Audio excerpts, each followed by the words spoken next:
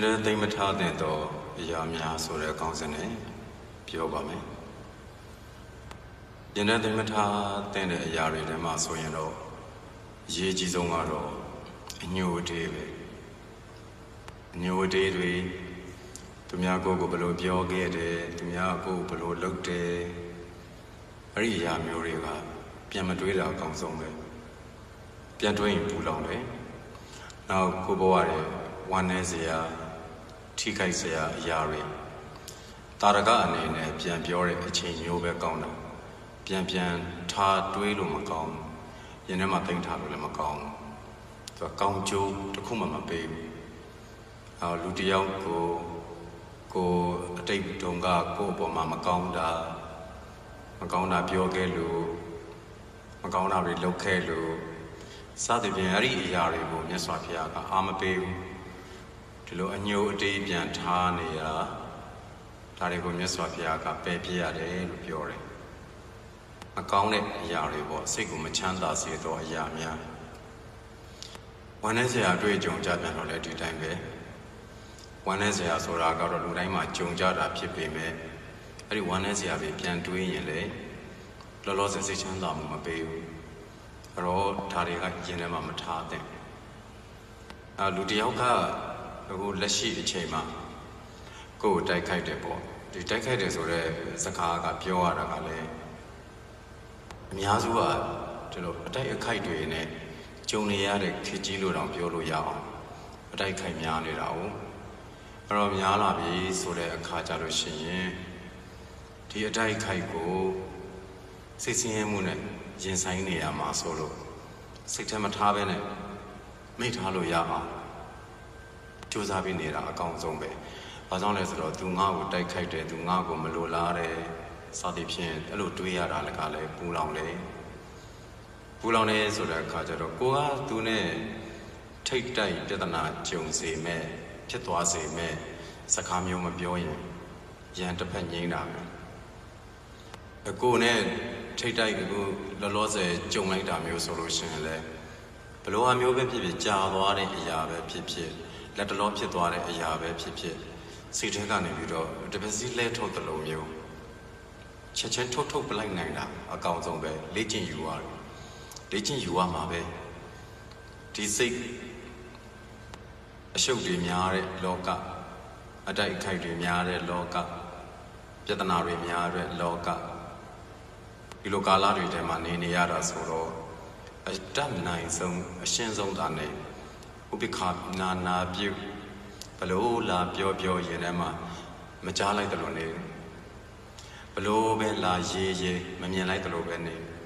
ကိုယ်နဲ့မပတ်သက်တဲ့လူတယောက်လိုပဲသဘောထားလိုက်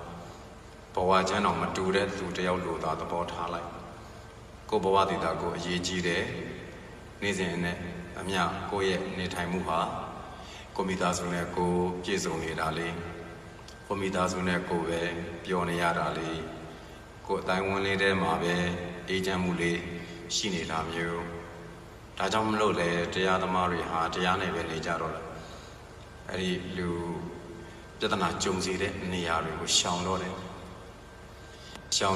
မစင်မကျင်ပြောတဲ့စကားတစ်လုံးကြောင့်လည်းစိတ်ဒုက္ခမရောက်ရအောင်မစင်မကျင်ပြုတ်မှုလိုက်တဲ့အပြုအမူတစ်ခုကြောင့်လည်းစိတ်ဒုက္ခမရောက်ရအောင်ရှောင်နေလိုက်ကြတော့လူနဲ့ဝေးရရှောင်လေပေါ့လေအတတ်နိုင်ဆုံးရှောင်လိုက်အကောင်းဆုံးနေပေါ့တပါးလေးနေပါမြတ်စွာဘုရားမှာကြားတဲ့အတိုင်းပဲအဲ့တော့တူးရဲနေတယ်တီးတန့်အေးကျင်တဲ့အချိန်မှာတီးတန့်အချိန်ယူပြီးတော့အေးအောင်နေတယ်ဒါပေမဲ့ဘဝရဲ့ခန္ဓာဝင်ကိုထမ်းနေရတဲ့ကိစ္စကလည်းပဲ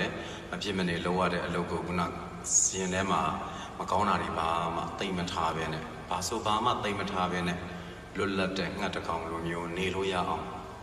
ကြိုးစားပြီးတော့နေရမယ်မြတ်စွာဘုရားဟောတယ်အဲ့တော့ရအောင်နေရမယ်စိတ်ထဲမှာတစ်ခုခုစိတ်မကောင်းစရာတစ်ခုခုတွေးလာရင်မတွေးနဲ့လက်ရှိအဝန်းကျင်လက်တွေ့လောကကိုပဲပြန်ပြီးအာရုံစိုက်ကြည့်လိုက်ဘေးမှာဘယ်သူရှိတာလဲအခုအလုပ်လုပ်ရမှာဘယ်အလုပ်ကိုလုပ်ရမှာလဲစသဖြင့်လက်တွေ့အရာကိုအာရုံစိုက်လိုက်မှကိုယ့်အပေါ်မှာကောင်းကျိုးမပေးနိုင်သောအရာတွေကို စိတ်ထဲမှာပွားမထားရဘူးရင်ထဲမှာသိမ့်မထားရဘူးအမုန်းတွေလည်းသိမ့်မထားနဲ့အာဃာတတွေလည်းသိမ့်မထားနဲ့